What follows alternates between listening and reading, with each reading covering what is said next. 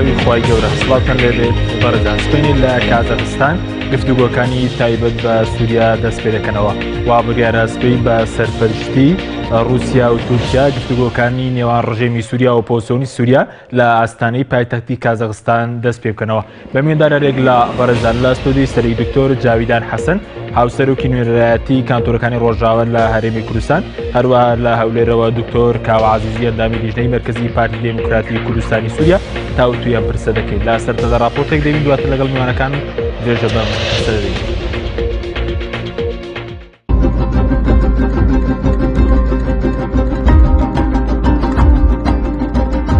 گفتوگۆی ئۆپۆزیسیۆن و ڕژێمی سووریا لە ئاستانەی پایتەختی کازاخستان ئەو پرسیارە بە مێشکی هەموو چاودێرێکی سیاسی یاخود هاوڵاتیەکی ئاساییدا ئەهێنێت کە هۆکاری هەڵبژاردنی کازاخستان بە تایبەتیش ئاستانە بۆ ئەم گفتوگۆیانە چییە؟ کازاخستان بە یەکێک لە وڵاتانی کیشوەربڕ دانرێت بەواتای ئەوەی وڵاتێک جوگرافیەکەی زیاتر لە کیشوەرێکدایە ئەکەوێتە باکووری ئاسیای ناوەڕاستە و بەشێکیشی لە ئەوروپای خۆرهەڵاتدایە. پێشتر یەکێک بووە لە کۆمارەکانی یەکێتی سۆڤێت لە دوای ساڵی 1990ەوە بە کۆتایی هاتنی یەکێتیەکە سربەخۆی خۆی ڕاگەیاند. ئەستانە لە ساڵی 1990ەوە پایتەختی کازاخستانە. پێشتر ئەلمائەتا پایتەختی کازاخستان بوو. وشەی ئەستانە بە مانای پایتەخت دێت.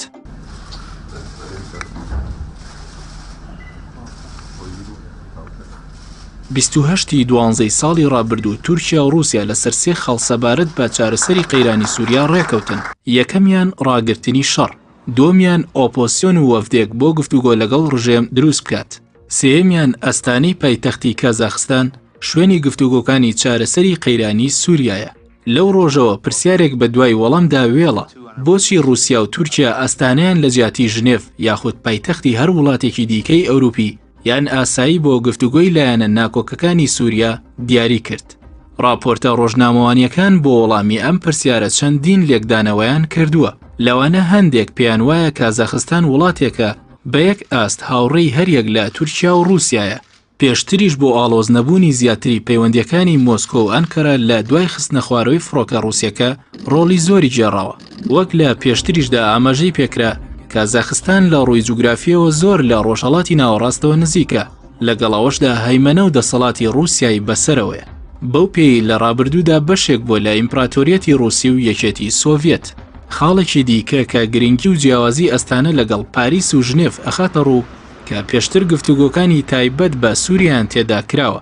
گفتوگۆکانی پاریس و ژنێف بە چاودێری ئەمریکا بوون، کەواتە رووسیا ئەیەوێت بە تایبەتی بە ئەمریکا و بەگشتی بە جیهانی بڵێت گفتوگۆکانی ئەستانە لە ژێر چاودێری و بە دیاریکردنی کات و شوێنی ئێمە بەڕێواچن. هۆکارێکی دیکە کە پەیوەندی بە خودی ئەستانەی پایتەخت خۆیەوە هەیە وای کردووە ئەویش بۆ ماوەیە گفتوگۆکانی چارەسەری قەیرانی سووریا لەخۆ بگرێت. ئەوەیە ئەستانە بە ناوەندێکی نمونەی بۆ گفتوگۆ لە نێوان کللتور و ئاینەکان دانرێت و پێشتریش لە ساڵی 1999 نازناوی شارێک لە پێناو ئاشتی لە پێشبڕکێی یونسکۆدا وەرگرتووە. بەم جیاوازیانەوە کە ئەستانە هەیەتی ئەبێ بپرسین ئایا ئەستانە ئەتوانێت کۆتایی با قەیرانی سووریا بهێنێت؟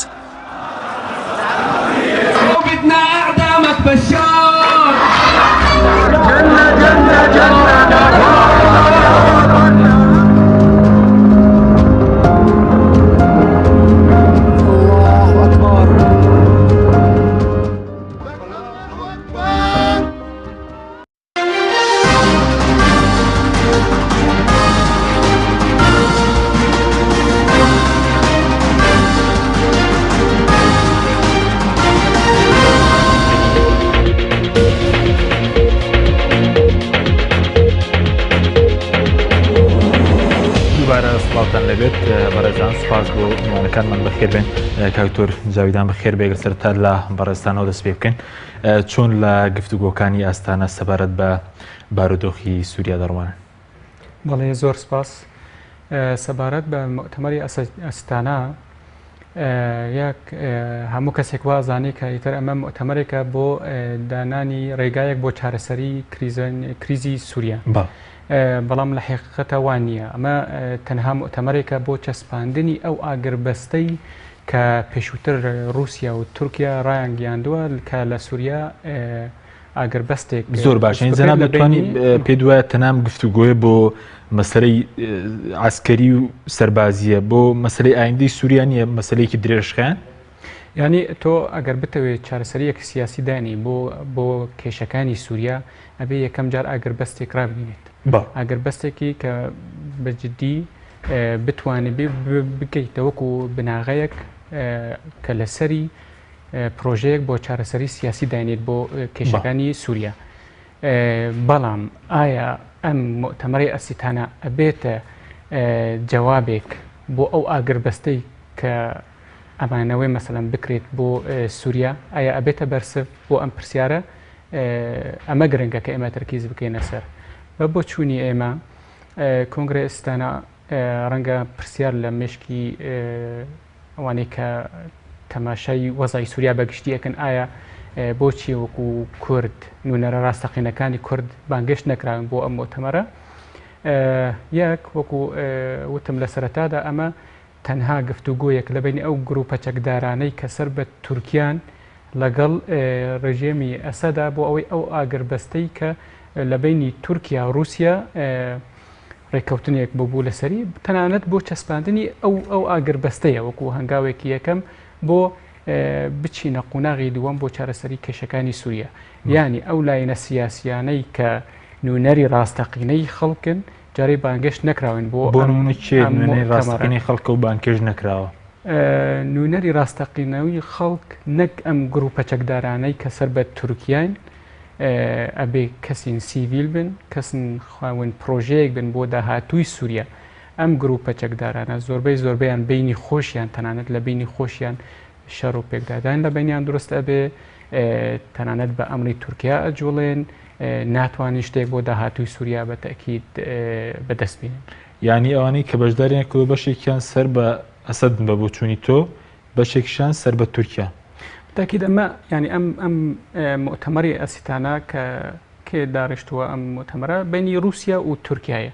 رووسیا وەکو نوونەری ڕێژێم بڵیت یان ئەو کەسەی کە ئەمر بەسەر ڕێژێماکە لەگەڵ لایەکترەوەش تورکایە کە ئەمر بەسەر بەم گروپە چەکدارانە ئاکات ینی بەم گروپە چەکدارە ناڵێن لە حەلب بکشێنەوە ئەم گروپانە مەجبورە من حەلب بکشێنەوە بەم گروپانە ئەڵێن ئەدی دووبارە لە دژێمە شەڕ بکەن شەڕەکەن بۆیە رووسیا تەنانەت لەگەڵ تورکیاش بڵێن ڕەنگە لەسەریش فەرز کردبێ وەکو اتیفاقێک کە ئیتر ئەبێ ئاگربەستێک ڕابگەنرێت لە سووریا ئەبێ لە حەلب شەڕ نەمینە شەڕ تێکدان ئیتر وەکو هەنگاوێک بۆ تۆ ڕێگایەک بۆ ڕژێمی ئەسەد یان بۆ ئەو شرایەتەی کە تا ئێستا ڕژێمی ئەسەد سەرپەرشتیەکە شرایەتێک بۆ بگەڕێنێتەوە تەنانەت رووسیا تورکیاش خاتە ژێر ئەمری واقعەوە کە تۆ هاتیت بەشدار بووی لەم کۆنگرەیەدا تۆ ئاعترافێکەکەی بە ڕژێمی ئەسەدەوەش ینی مؤتەمەری ئێستانە وەکو خوێندنەوەیەکی لاینە سیاسەکانی بڵێکتیا بەشدارن وەکو رووسیا و تورکیا ئەمانە خۆ هیچ ڕبتێکیانەوە بە خەڵکی سووریاوە نییە وەکو تۆ بڵێ ئەمە تەنانەت هەندێک دەوڵەتن زلهێزن ئەیانەوەی ئەجندەی خۆی لەسەر سووریاوە فەرز بکەن ئەو بەرژەوەندی خۆیان بپارێزن لە ناو سووریا تورکیا بە تایبەتی لە یەکەم ڕۆژەوە کە شوڕەشی سووریا دەستی پێکردووە کە شوڕەشی سووریا شێوان بەو شکلە کردی بە شەڕی ناوخۆ هەموو هەدەفێکی بەرژەوەندی خۆی لە سووریا بپارێزیت هەموو هەدەفێکی ئەوە بوو کە دۆزی کورد لە ڕۆژاوای کوردستان نەگاتە ئامانجی خۆی بۆیە وردە سیرەکەی کە رووسیا مداخلەی وەزعی سووریای کرد ئیران مداخلەی کرد حزبڵا مداخلەی کرد تورکیا وردەوردە دەسەڵاتی کەم بوویەوە لەسەر مەوزوعی سووریا بۆیە بە شتی کەم و بڵێ بچووکش ڕازیە بێ ئێستاش تەنانەت ئامادەیە و حەل نییە ینی چارەسەری نییە لە داهاتی سووریا بە بێ ڕژێمی ئەساد کە لە بیدایەتە ئەیوت هیچ مەجالێک نییە کە ئێمە گفتوگۆ لەگەڵ ڕژێمەکەن دواتەگەرم وڵای بەڕێز کاکتۆر ئەگەر بچین هەولێن لای دکتۆر کاوە کاکتۆر زۆر سوپاس بۆ بەشداری بەڕێزشتان لە بەرنامەکەماندا دەمەوێت سەرنجی بەڕێزشتان لەسەر بەڕێوەچوونی گفتوگۆکانی ئاستانە بزانی پێ دوایە ئەم گفتوگۆیانە زیاتر گفتوگویەک کە بۆ مەسلەی سەربازیە خۆت بۆ مەسلەی سیاسی و ئایندەی سووریاشە گفتوگویانەی کە دەکرێن ێوار باش گەلێک سپاس بۆ تەلەڤیزیۆنا پێیان بەڕاستی کۆنگرێ ئاسیتانە بەشی یەکەمش کۆنگرێ ئاشتی لە سووریا یعنی لە ئاسیتانە وێ بەریارنی گەلێکی دیرۆکی وێ وەرنوستاندن ئەوژی تەسبیتە ئاگربەستاندن ینی وەقف ئەطلاقە ناڕوێ ببێ دووەم ئەوێ لە هەوارچوون ینی ئیغاساکی پر مەزن ji بۆ 10 ملیۆن ئینسان وێ ببێ سێمژی ئەو کەسانێک گۆ لە زیندانان و ئەو کەسانێک گۆ معتەقەلین وێژ هەردوو ئالیان بێنە بەردان بەڵێ ئەو ئەطرافێک گۆ لە بەشدارن لە کۆنگرە ئەسیتانە نونەرێ هەموو گەلێ سووریانە یعنی نونەرێ گروپێن چەکدارن نونەرێ تیلافێنە نونەرێ هەموو هێزên سیاسی سوورینە و لواناژی کورد یعنی ئیرۆ کوردجی بەشدارن بە دوو شکلان شکلێ یەکەم جەنابێ دکتۆر حەکیم بشار وەکە جیگیری ئێتیلافی سووری وەکە دوویەمژی وەکە نونەری ئەنە کەسێ لە ئێتیلافی سووری بەشدار دەبێ ئەو تەمسیلەکی کوردی پڕ باشە دووەم بەرێز ئیبراهیم برۆ وەکە هاتیە بانگەشتکردن بە ناوێ ئەنە کەسێ ئەنجومەنی نیشتمانی کورد لە سووریا کە بەرێز ئیبراهیم برۆ سەرۆکی ئەنجومەنی نیشتمانی کورد لە سووریایە بۆ ئەو شاندەی کوردی هەر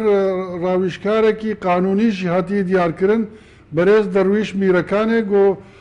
ڕاویشکاری قانونی بدە هەردووکیان بەڕاستی ئەو تشتێک گۆ لە ئاسیتانە ببێ نە تشتێک سیاسیە لێ تشتێکی گەلێکی مرۆڤایەتیە ئەو ڕێخۆشکەرە بۆ نەجاحی کۆنگرێ ڤیێنا گۆ لە ڤیێنا ئیدی وێ بەحسا پرۆبلێمی سیاسی ببێ گۆ چۆن ئەو مشکلەیە لە سووریا زۆر باشە کاک دکتۆر نەتەوەیە گرتووە بەڵێ زۆر باشە کاک دکتۆر بەڕێزت باز لەو دەکەیت کە ئێستا ئەو کۆنگرێ ئێستانە کە بەڕێوەچێت نوێنراتی هەموو پێکاتە و مکەویناتی خەڵکی سووریا دەکات ینی بەڵام ئێستاە وەکو ئەنەکەسا وەکو بەشێک لە ئەنجومەنی نیشتیمانی کورد ینی کە بەشداریتان کردووە بەشداریکردنەکە لایەن کێوە بۆ ینی بە فەرمی لایەن کێوە داوت کراوە ئینجانە کەسش بە بۆ چوونیەوە نوێراتی سەرجەم کورد دەکات لە سووریا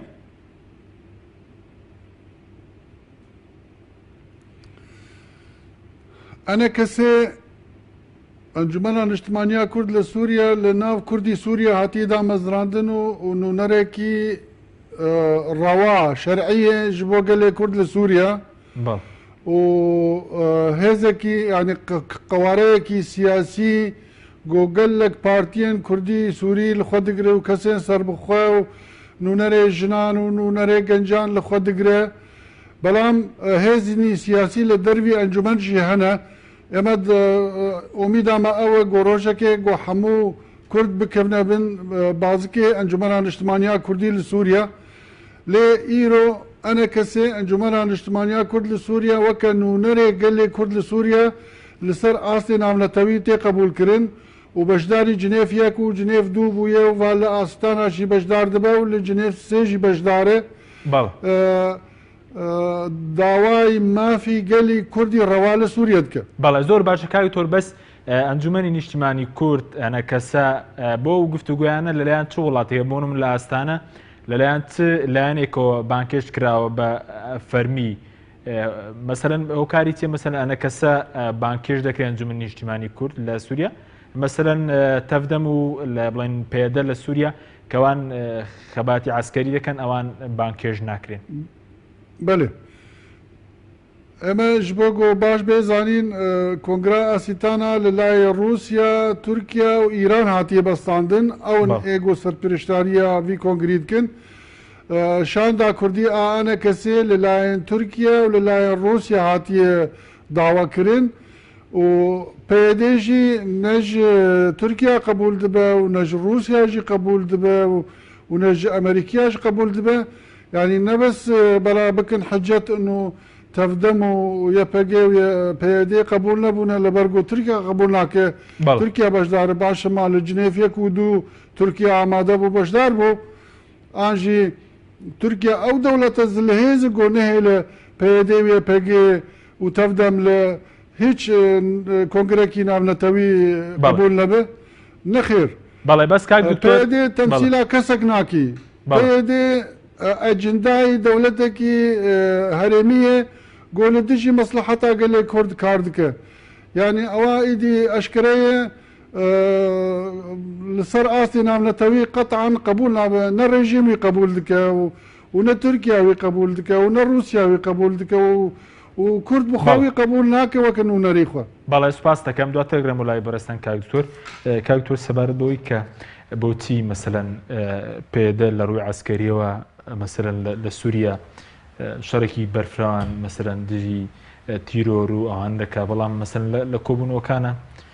نە مەسەلەن وەکو دکتۆر وتی رووسیا بانکێشی لەکە نە تورکیا ڕێگەی پێدەدا نێوکارەکەی چیانی لە ئاسی نێودوڵەتی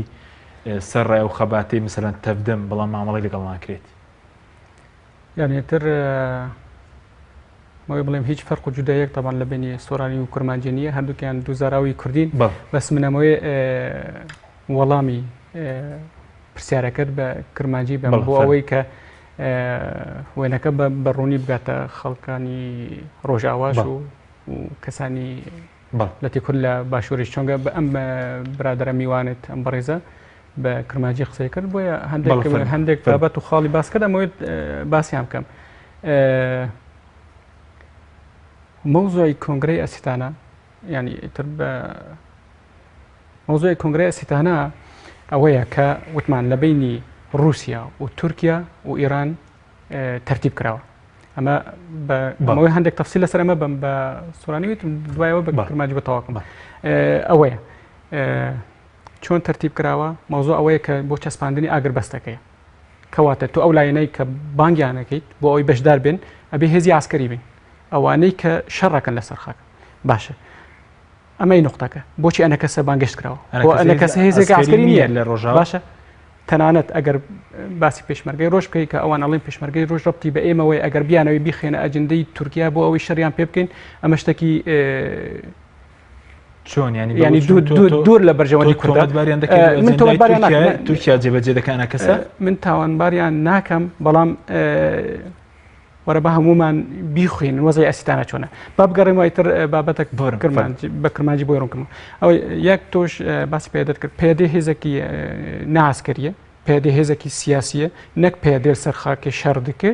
هێزن یەپەگە و یەپەژە و هێزن سووریا دیموکرات لەسەر خاکە ڕۆژاوای کوردستانی دژی تەرۆری و دژی ڕژیمی ئەسەدیش و دژی هەمی و کەسێک و دژی بەرژەوەندیە پێکهاتەیان ڕۆژئاوا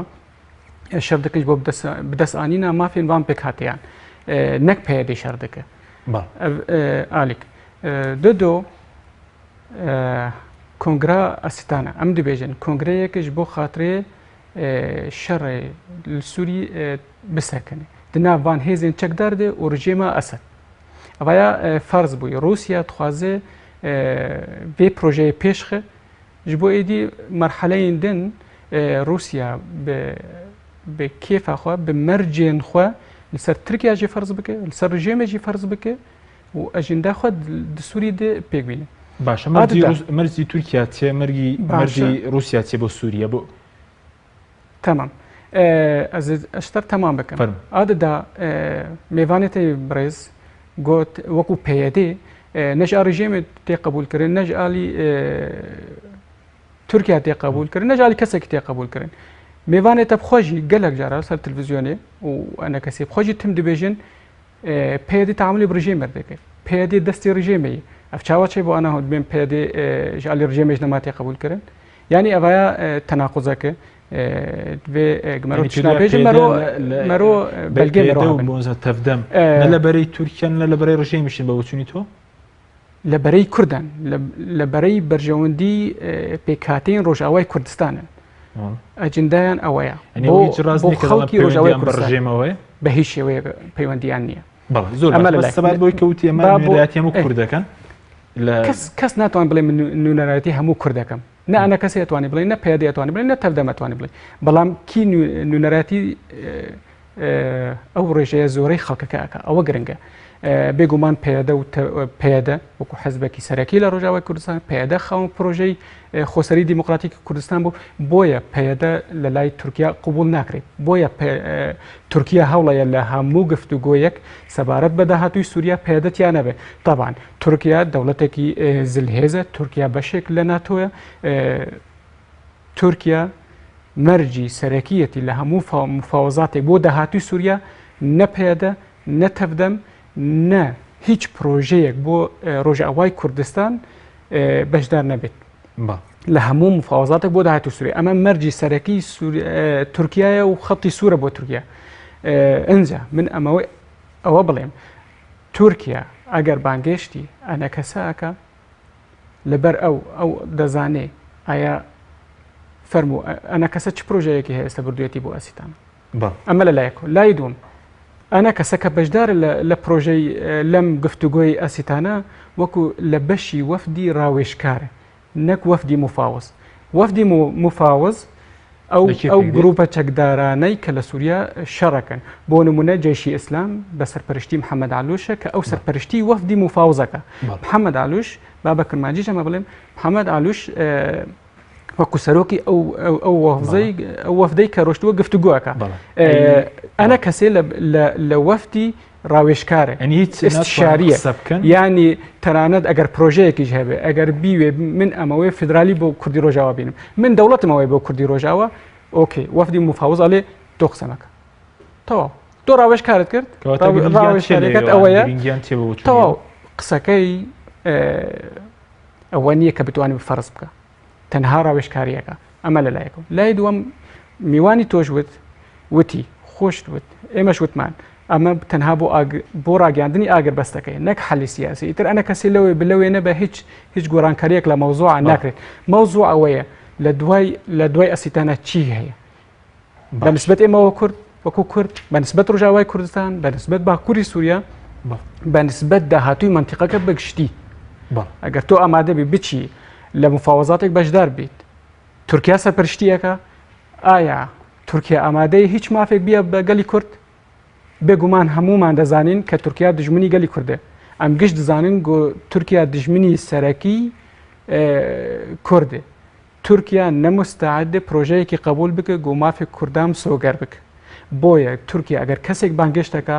بە تاکید ئەو کەسە بانگشتەکە ئەیوێ وەکو واجهەیەک دایبنێ ئەزانی کە ئەوەندە ڕۆڵی نییە لەسەر خاکی ڕۆژاوای کوردستان ئەوەندە دەسەڵاتی نییە ناتوانێت شتێک فەرز بکە نە بەسەر خەڵکی ڕۆژاوای کوردستان نە لەسەر ڕژێمە نە لەسەر ئێتیلاف نە لەسەر ئەو وەفدەی کە ڕۆشتووە بەشدار بۆ لە ئەسیتانە ئەگەر بتوانی با شتێک فەرز کردایە لە ژنێڤ و یەک و دوو شتێک بەدەستی هێنا نەک تەنها چم بەشدارە بن و یێنەوە و هیچیش نەکرا من ئەمەوەی ئەوە بڵێم هیچ چ کۆنگرەیەک بۆ داهاتووی سووریایەک لای بکاتەوە ئەبێ نوونەری ڕاستەقینەی خەڵک تیا بەشدارین بەنسبەت کوردەوە نوونەری ڕاستەقینەی خەڵک لە ڕۆژاوای کوردستان لە باکووری سووریا ئەو کەسانەی کە پرۆژەیەکیان پێشکەش کردووە کانتۆنەکانی ڕۆژاوایان ڕاگەاندووە خۆسەری دیموکراتیکیان ڕاگەاندووە بەرخەدانیان کردووە ئەوەندە شەهیدیان داوە لە کۆبانەی بەرخەدانیان کردووە و ئێستاش گشتونەتە قوناغی کە پرۆژەی فدرالیان ڕاگەاندەوە ئەمە نوونەری ڕاستەقینەی خەڵکن ئەبێ ئەوانە بەشدار بن لە هەموو کۆنگرەیەک بەڵێ سوپاس دەکەم کاکتۆر بەڵێ بینەرانی بەڕێز ناوبڕێکی کورد وەرەگین دوای ناوبڕەکە دەگەڕێنەوە لای کاک دکتۆر کاوە لەگەڵمان بمێنەوە. بەرنامەی ئەمڕۆ بە سپۆنسەری کۆمپانیای ئەسێ بۆ بازرگانی مۆبایل شیری ئەڵتونسا.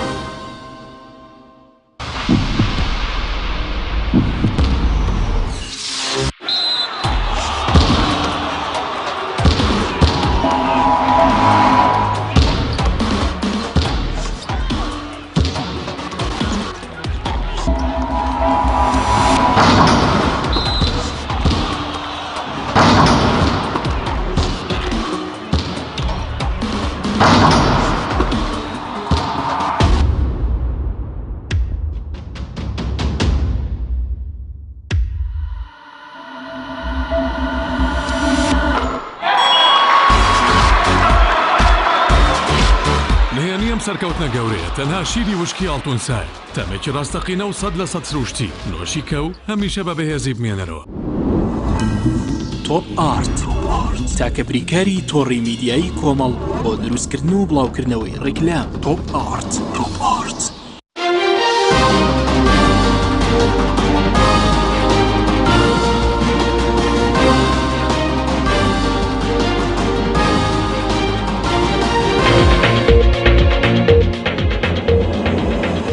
دووبارە سڵاوتان لەوێت بەڕێزان. کاک دکتۆر کاواگەر بگەڕێنەوە لای بەڕێزتان ئێستا بەوەی کە ڕوون بێتەوە مەسەرەن هۆکارەکەی چییە کە مەسەرەن لایەنێک بەشداری کە لایەنێکی تر بەشداری ناکە لەسەر ئەرزی واقع ئێستا لە نێوان ئەو دوو لایەنە کوردێکی ئێستا لە ڕۆژاوە هەیە بە ئوچونیوە کامیان نوێنەری ڕاستەقینەی گەلەیانی مەسەرەن بۆ ئێوە بەشداری پێ دەکرێن بۆ ئەوان بەشداری پێ ناکرێن؟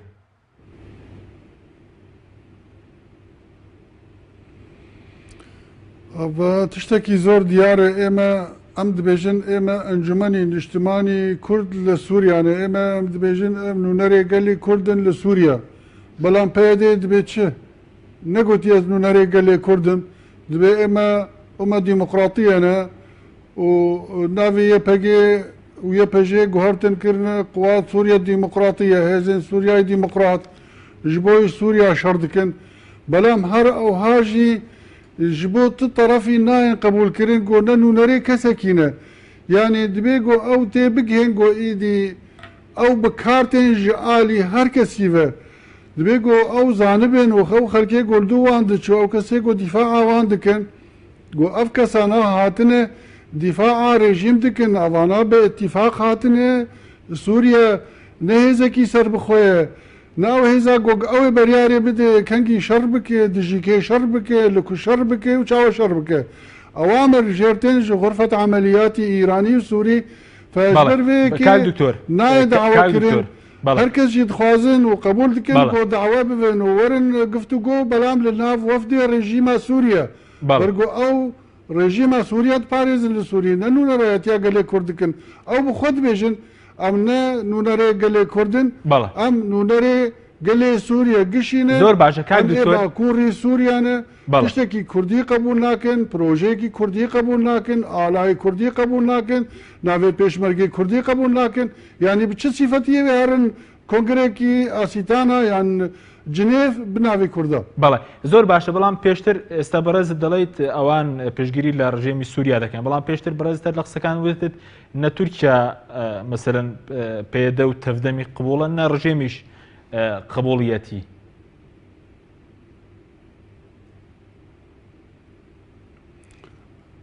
یعنی گۆ ڕێژیم لە تو شوێنی پشگیریاوە ناکە گۆ گەهرن کۆنگرێکی ناونەتەوی و بناوێ کوردان نوونەراتەیی بکەن ڕێژیمێ ئانینە بۆ پاراستنا هەرێمێکی گۆ لە شوێنی دەوڵە ینی سوڵتەت الوەکالێ بە سوڵتەت الوەکالە بە ئەتیفاق هاتنێ کارێکی خۆی تایبەت هەیە نابێ زیاتر لەوی کاری خۆ بکە باشە کاری خۆی تایبەت ئەوێ لە هەرێما کوردستانە سووری نەهێ لە ئەنە کەسێ تک کاری بکە نهێ لە پێگەیەکی کوردی لە باکووری سووریا چێ ببە لە کوردستانی سووریا و پاراستنا ڕێژیما سووریا لور بکە ئەوە شغلێ خۆ لێ خۆ هەر جنێف یەک و جنێف دوو هەر ئاسیتانە هەر فلان دەر و فلان دەر بەڵێ زۆر باشەیەکی ینی حتا رووسیا جیوان ناپارێزە ئەمریکاوان ناپارێزە مع العلم سیلاح ددنوان وان بکارتینش بۆ ئامانجی خۆ بەڵێ زۆر باشە بەڵام ئەگەر وەفدەکەی ئەنجومەنی نیشتیمانی کورد لە سووریا وەفدێکی ڕاوێژکاری بێت یاخود دەتوانێت چی بۆ کورد بکە یاخو پێشتر ئەوەی کە ئەنجومەنی نیشتیمانی کورد بەشداری کردووە چی کردووە بۆ کورد و دەتانەوێت بە ڕاوێژکاری مەسەن ئەگەر وەفدەکار وەفدێکی ڕاوێژکاری بێت و بەشێک نەبێت لە وەفدی مفاوەزات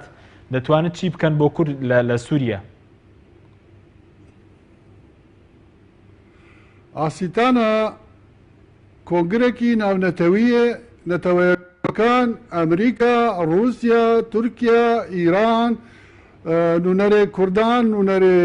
ئۆپۆزیسیۆنێ و نوونەرێ ڕژیمێ لێ حازر دبن هەنێک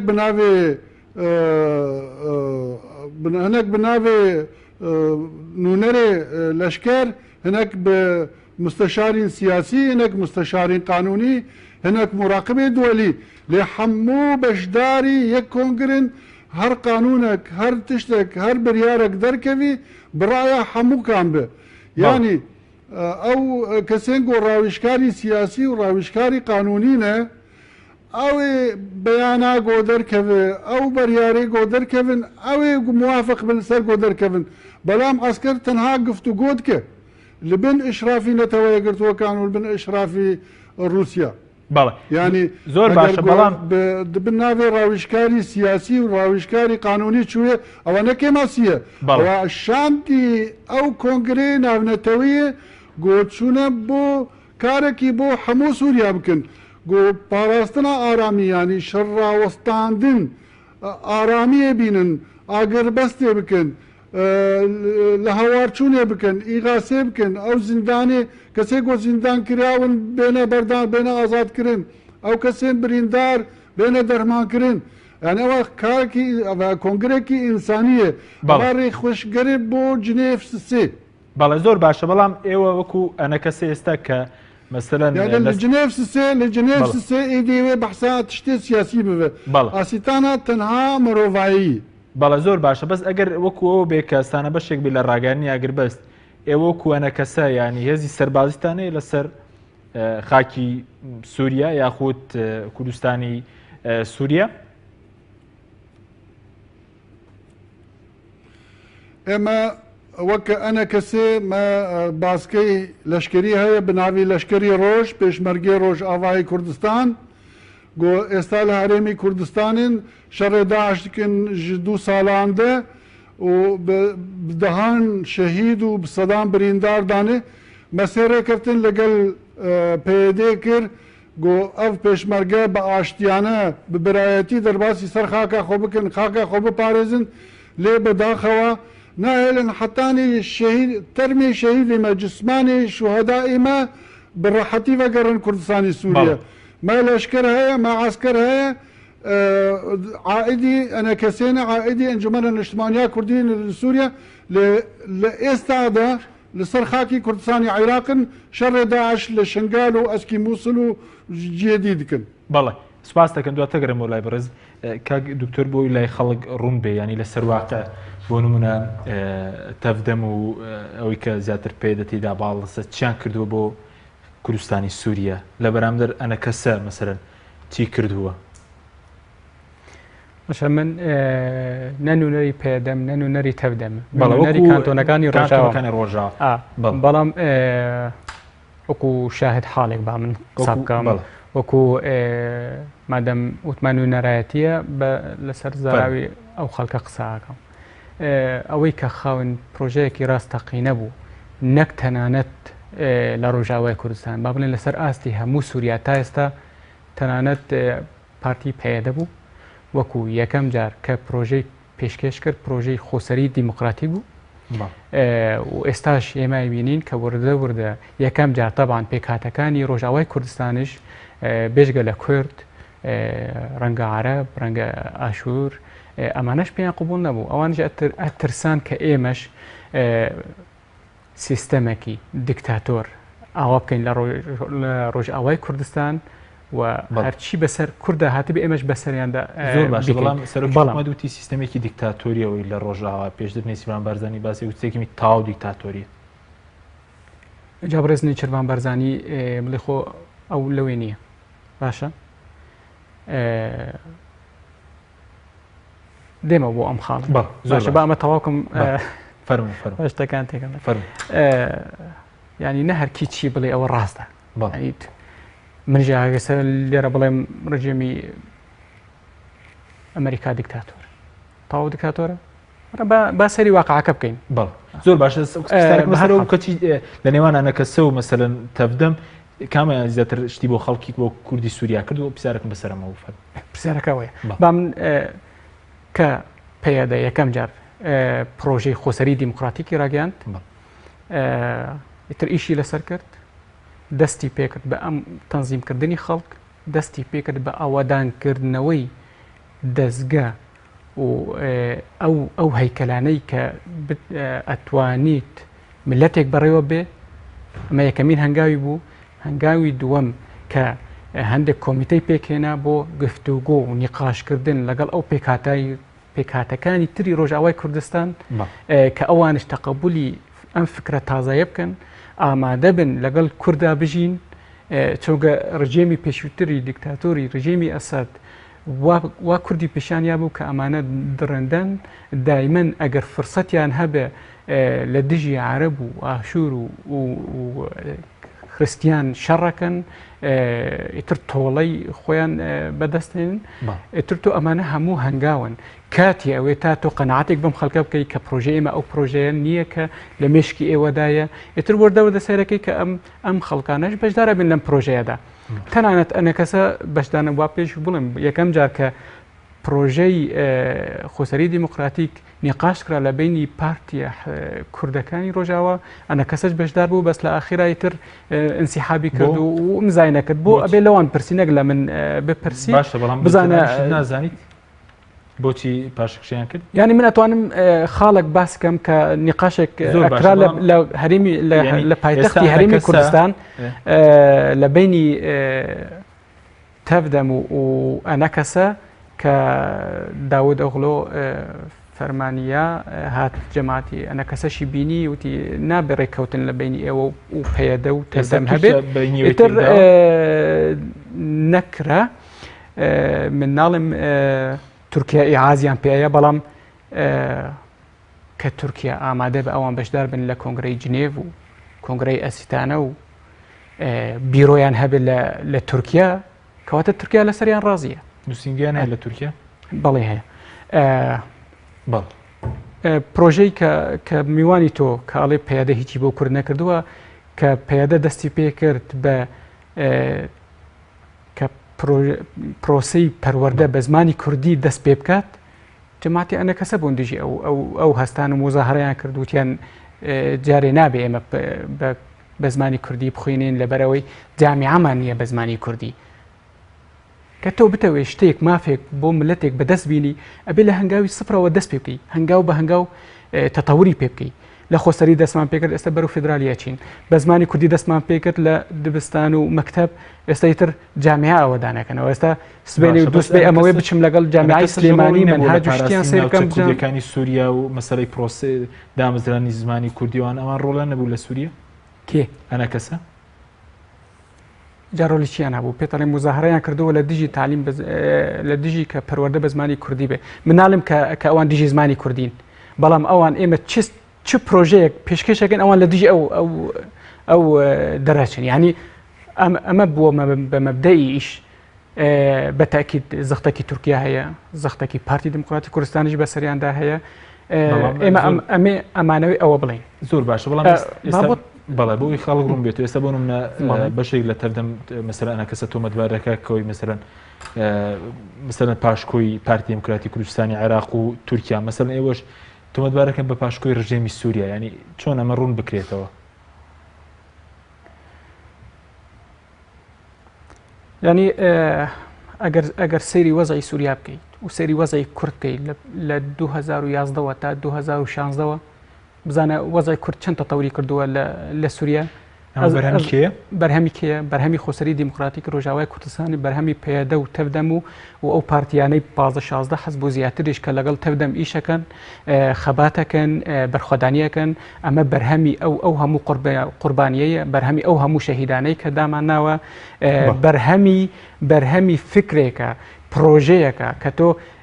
نەتەنها بە قسە بڵێ من فدرالیم ئەوەیە ئەی چیت کردو بۆ ئەوەی فدرالیەکە بەدەستبینی مەوزوع ئەوەیە ئەگەر تۆ ئەم میوانی بەڕێزەی تۆ ئەڵێ ئێمە ڕۆشتوین لە کۆنگرەیەکی وەکو ئەسیتانە بەشدارە بین ئەمە لە خۆیەوە دەستکەفتە من ئەڵێم نەخێوانیە کە تۆ بچیت و هیچ بەدەست مسۆگەر نەکەیت و هیچ بەدەست نێنیت و ببی بەشایەت حاڵش لەسەر تێکچوونی وەزعی کوردە و بەبوونی ئەو هەموو مراقبانە و چاودێرانەی کە تۆ ئەڵیت کەواتە تۆ ئەمزاد کرد لەسەر ئەوەی کە هیچ من داوای هیچ مافێکی کووردا ناکەم لە سووریا ئەمە بەعکسەوە لەسەر تۆ ئەگەڕێتەوە من پێم وایە جوانترین هەڵوێست بۆ ئەنە کەسێ لەم سەردەمەدا کە ئەنە کەسێ بڵێ من بەشدار نابم لە ئەسیتانە چۆن ئەمە ئەبێتە جوانترین هەڵوێست و لە مێژوودا ئەنووسرێت کە ئەنە کەسێ ئیتر هەنگاوێکی ناوە لە عکسی ئەوەی کە تورکیا ئەیوێت باشە ئەمە یەک دوو ئەبێتە جوانترین هەڵوێست لەبەر ئەوەی ئێمە ئەڵێن کە کۆنگرەی ئەسیتانە کۆنگرەیەکە بۆ ئەوەی کە تو ئاگەر بەستێک ڕابگەنی لە بینی ئەو گروپە جەکدارانەی کە شەڕاکەن لە سووریا ئەنە کەسە چۆن ئەتوانی ئەم ڕۆڵە ببینێ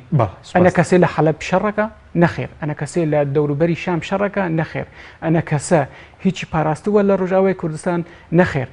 کێشەکەمان لەوەدایە ئەگەر هاتوو ئەم هێزانە ئەگەر فەرزیان کرد ئەگەر تورکیا و رووسیا بەسەر ئەم هێزانەدا فەرزیان کرد بۆ نمونە تۆزار ڕۆژاوای کوردستان شتێک بیت تۆش ئەمزاد کردووە کە تۆ ئامادەیت ئەو کاتە ئەنە کەسێ ئەبێ بەشدار بێ لەو اتفاقی کە ئەمزای کردووە من دووبارە ئەمەوەی ئەوە بڵێم بە کورتیش لە جەرابلوس ئێستا بچۆ سەیری یوتیوب بکە ڤیدیۆی پۆلیسی جەرابلوس بڵاو بوویە چۆن ئەڵێن بژی ئەردۆغان بژی دەوڵەتی تورک کەواتە ئەمانم بوون بەشێک لە دەوڵەتی تورکیا کێ بوون بەشێک ئەم گروپە چەکدارانەی کە ئەچین بەشدارە بن لەم کۆنگرایەدا ئەمە نەخ سووریا ئەفرۆشن نەک سووریا ئەپارێزن کە ئەنە کەسەش بەشدار بێ لەو کۆنگرایەدا ئەبێتە بەشێک لەو پلانە من ناڵم کوردستانی سووریا فرۆشێ من ئەڵێم لە دژی بەرژەوەندی خەڵکی سووریا ئەبێ ئەم کۆنگرایەدا ئەمەوەی ئەماژە بۆ وەش بکەم کە جوانترین هەڵوێستی ئەنە کەسەکە ئەم وتم نەچێت بەشدار بێ تەکمیلەی جوانترین هەڵوێستی ئەوەیە کە ئامادە بێت لە قامشلۆ گفتوگۆ لەگەڵ تەبدەم و خۆسەری دیموکراتی بکات بۆ ئەوەی کە ئێمە بنە یەک زۆر سپاس کاکتۆر کاواگەر بگەرم و لای بەرز سەبارەت بەوەی کە ئێوە لە ئەستانە گەر وەفدەکەن وەفدێکی ڕاوێژکاری بێ یاخود دەتوانین چی بۆ کورد بکەن یاخود بەجارکای ڕوویای ئەنە کەسە بۆ سووریا جیاوازە لەگەڵ تەفدەم ئێستا مەسەرەن تەفدەم سیستەمی فیدراڵی ڕاگەیاندووە مەسەرەن هێزی عسکەری و سەربازی هەیە لەسەر ڕۆژاوی کوردستان ڕوویایەوە جیاوازە لەسەر ئەم ئایندەی کوردستانی ڕۆژاوە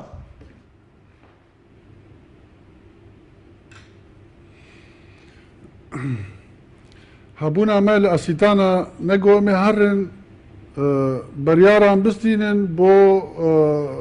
مافێ گەلێ کورد لە سووریا ئێمە وەکە نوونەرێ گەلی کورد لەناو نوونەرێن گەلێن سووریا لە کۆنگرێکی نیودەوڵەتینە گۆدەم تشت ئاگربەست چێ ببێ و مفاوەدات چێ ببن وەکە نوونەرێ گەلی خۆ بۆ سووریا بتەواوی کۆنگرێکی ناونەتەوی ئێمە لێ ئامادەنە ئەم تەمسیلا گەلی خۆ لەوی کۆنگریتکن ئەو کۆنگر بۆ لە هەوارچوون و ئاگربەست و ئازادکردنا کەسێن سیاسی و ئەو کەسان معتەقلین یعنی ئێگۆش هەردوو عالیێن شەڕ دکن ئاسیتانە ئیرۆ مفاوەدەیە ینی حیوارێکی لە ناو ئۆپۆزیسیۆنا سووری فەرمی کە ئەنە کەسێ بەشەکن ژێ و لە ناو ڕێژیما سووریا لە بن سەرپەرشتیاریە رووسیا و تورکیا و ئیران و نەتەوەیە گرتووەکان و ئەمریکا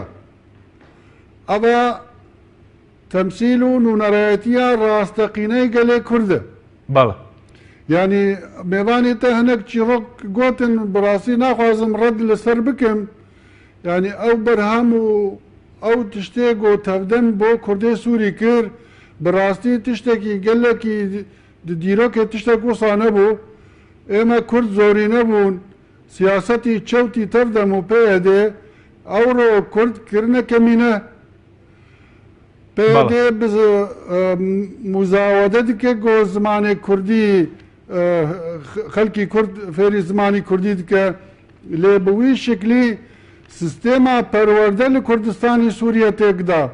ئێمە وەکانە کەسێ ئەمنە لە دژی پەروەردە بە زمانی کوردینە ئێمە دخوازن هەرێمێکی کوردستانی سووریا دامەزرینن لەوی سووریەکی فەدەرال بێ دوێ فەدەرالیەت هەرێمی کوردستانی سووریا هەرێم بە بناوی کوردستان زمانی کوردی زمانێکی فەرمی بێ پەروەردا کوردی بەشێک بش پەروەردا نیشتمانی سووری بەگشتی وەکە نەمونا کوردستانی عێراق ئیرۆ هاتی مزاوەداک من دکێ منداڵی me fêr dike heta salî sê bi zimanî Kurdî li salî çwar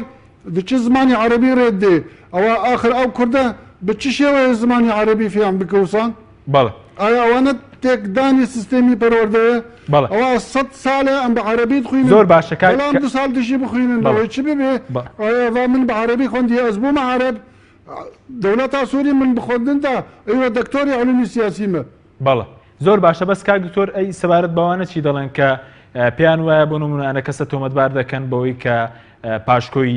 تورکایە مەسەلەن تۆمەتباری دەکەن بەوەی کە مثلەن پاشکۆی پارتی دموکراتی کوردستانی عێراق لە ئەوانەوە پاڵپشتی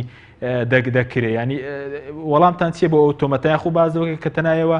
مثلەن حزبی وتێلەکانن تەنە لە وتێلەکان وجودتانێ لە دانیشتەکان نا لە ئەرزی واقع بۆ نمونە لە سووریا ڕۆڵتانی ئەمە چۆن وەڵامی ئەو تۆمەتانە دەدەنەوە؟ ئەوژی یەکێ لە چیرۆکی تەردەم و پێدێ لەسەر ئەنە کەسێ هەموو قیاداتی ئەنە کەسێ و پەدە کەسێ و پارتیên یەکیتی و پارتیên ئەنە کەسێ نە لێ ئوتێلا و فەنادقە ڕادزێن لە زیندانێ سیاسی پێدێ لە قامشلۆ ڕادزێن هەر کەس دەزانێ دووەم ئەم نەیە فندەقانە لەشکرێ ما هەیە لە خەندەقان شەردەکە و ئامادەیە کوردستانی سووریەش بپارێزی ئەمن ئێگۆ ما ئاشتیا نیشتمانی و شەڕێ کوردی مە نەهشتی ڕوو بدە بفەضلی جەنابی سەرۆک مەسعود بەرزانی و هەرێمی کوردستان و سەرۆکاتی هەرێمی کوردستان مە هەموو ئەو تەحەملە زڵم و زۆر ئەوان کریە ji ber ئاشتیا کوردی ji بۆ گۆ کورد و کورد شەڕ نەکەن بە هەورە یعنی ئەو تۆمەتێک گۆگلمە دکن بەڕاستی جێ شەرمەزاریە ژوانە یعنی کیژمە لە فندەقایە هەموو کەسمە گشت پەریشان بوون گشت پەنابەر بوون گشت لە خەیما دەنە گشت لە زیندانی پەیوەدێ دەنە هەموو بەر پەیوەدێ هەڵا دەدەن لە سینۆری تورکیا تێنە کوشتن لە بەحرا دەخەنقن لە ئەوروپا بەزر دەبن. بەڵێ سپاس دەکەم کاک دکتۆر کاک دکتۆر زاویدان گەرم وڵای بەرز ئەو باز دەوە کە کەوان مەسەلەن حزبی مەسەلەن فندەقەکانی بەڵکۆ پێدێ مەسەلەن ڕێگەیان پێنادا بەژاری عسکەریان هەبێ بۆ نمونە بازۆ کە زیندانەکان پڕ بوون لە مەسەلەی سەرکردەکانی ئەنە کەسە یعنی ئەگەر ئەم جۆرە مامەڵی هەبێت ئەمە خراپ نییەوە ئەمە مەسەلەی ناکۆکی وەزیان لە ئایندەی کوردستان نەدات لە سووریا؟ یعنی من ڕاستی ئەم میوانە بەڕێزەی تۆ ئایا پێ وایە من نوێنەری پێدەم نوێنەری تەودەمم ئامادەم لێرە یان نوێنەری خۆسەری دیموکراتیک ڕۆژاوای کوردستانم سەرکە یانی تەنانەت ئەو ئامادە نییە ناوی خۆسەری دیموکراتی کوردستانش دانی پێدانانێ ئەو ئەنە کەسە قەت ئاعتراف بەڵێ کاکتۆر تۆ بڕات بەوە نییە شتێکە بێ بە ناوی سیستەمی فدرالی لە ڕۆژاوای کوردستان ئێستا زۆر بە کورتی بێ؟ وەڵا دەنگ باش نهات من پرسێ جارێک دەبێژ؟ بەڵێ زۆر بە کورتی تۆ بڕات بەوە نییە کە سیستەمێکە بە ناوی خۆبەرەوەبری دموکراتی لە ڕۆژاوای کوردستان بڕات بەو سیستەمە نییە تۆ؟